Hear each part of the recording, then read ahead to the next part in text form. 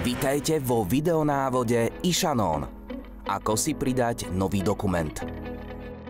Ak ste klientom spoločnosti Universal, zmluvy a dokumenty sa vám zobrazia automaticky.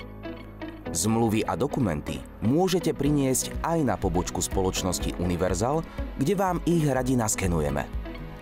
Po kliknutí na tlačítko Zobraziť zmluvy sa vám zobrazia všetky vaše dokumenty. Zmluvy si môžete pridať aj sami kliknutím na tlačítko Plus. Vyplníte jednotlivé políčka. Názov, napríklad revízia komína alebo cestovné poistenie. Spoločnosť, kliknutím môžete vybrať spoločnosti z menu alebo kliknite na možnosť Žiadna, pokiaľ spoločnosť zadať nechcete alebo nenájdete. Kategória, opäť vyberte rozkliknutím možností.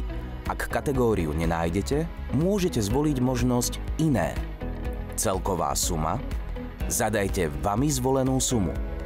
Aby ste nemuseli všetko držať v hlave, nastavte si pripomienku cez políčko Upozorniť na platbu.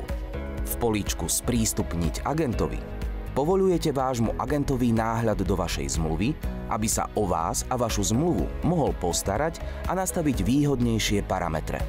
Danú zmluvu si následne môžete pridať pomocou tlačítka Pridať, kde si vyberiete z 3 možností, ktoré sa vám zobrazia po kliknutí. Pre uloženie vašej novej zmluvy kliknite na tlačítko Uložiť a zmluva sa vám automaticky zobrazí vo vašich zmluvách. iShannonn. Pre každý prípad.